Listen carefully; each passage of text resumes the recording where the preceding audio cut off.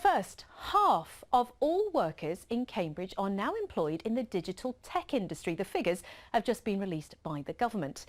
It's actually the biggest percentage anywhere in the UK, but pretty much everywhere the tech sector is booming. It now employs 2.1 million people across the country, and with the government promising more investment, well, more jobs are opening up. But the big question is, who's going to fill them? Well, Louise Hubble is at an event tonight where they are searching for future game designers. Louise.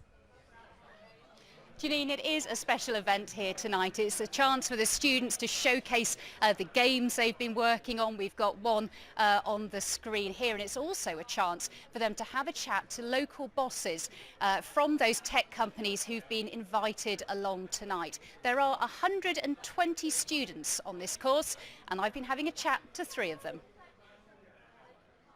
More than 1.7 million digital technology jobs were advertised last year across the country, and there's no shortage of students wanting them. My name's Josh Callis, I'm 18 years old and I want to become a technical games programmer in the future. My name is Auburn Rigby, I'm 17 and I want to do sound design. My name is Henry Mitchell, I'm 22 years old and I want to be an indie game developer. Here at Cambridge Regional College, the 2-year diploma in creative media production is a hugely popular course and is equivalent to 3 A-levels. But to get a job in this booming sector, most employers expect a degree. It's such a big industry to get involved into. Like, the games industry is bigger than the media, or the video and music industry combined. And it's just, there's a lot of money in it. Bit nerve-wracking because there's equally a large amount of people that want to get into it as well. And I'm worried about the competition, I guess. It's scary because there's a lot of competition, but of course there's also a lot of demand as well. And Cambridge is one of the country's leading digital hubs with hugely successful gaming companies, but ones who often can't source their talent locally. We're a fast growth company, but the types of skill sets we're looking for are hard to fill, are hard to find. We have to recruit globally in order to be able to kind of meet that demand.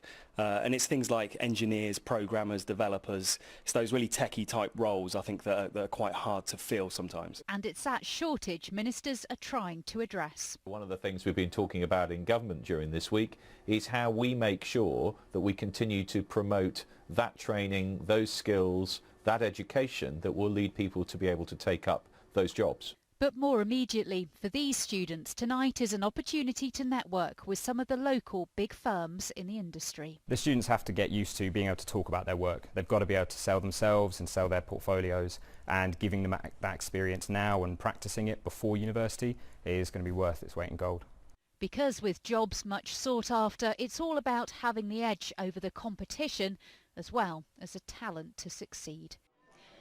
Well, one of the big local tech companies here tonight is Frontier. Rob Senior is in charge of recruitment.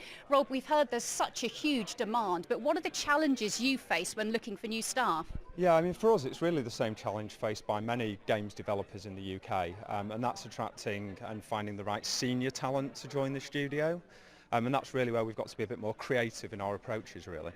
And you mentioned senior talent. We've obviously got lots of youngsters here tonight. What would you recommend to them at this stage of their career? Work hard, goes without saying, but also enjoy what you do. Making games should be fun and enjoyable. And also, it's never too early to start thinking about how you're going to showcase your skills to future employers. So even if you're planning on going on to university, starting to think now about your portfolio and how that demonstrates your passion and skills through the games you've made at events like this. And presumably you look for more than just qualifications on paper, you want that little bit extra. Yeah, absolutely. So qualification's important, but it's what sets you apart from the rest of the competition. So there's a lot of games courses out there now, so it's about thinking about what sets you apart, so tailoring your application to the types of games that studio makes and thinking about how your portfolio positions you. Brilliant. Thank you very much, Rob. And the exciting thing for these students here is they actually graduate at the end of the month, which is obviously an exciting time, but probably quite a nervous one for them at the same time. But equally, they are going into an industry where there is that huge surge of growth. Thanks, Louise.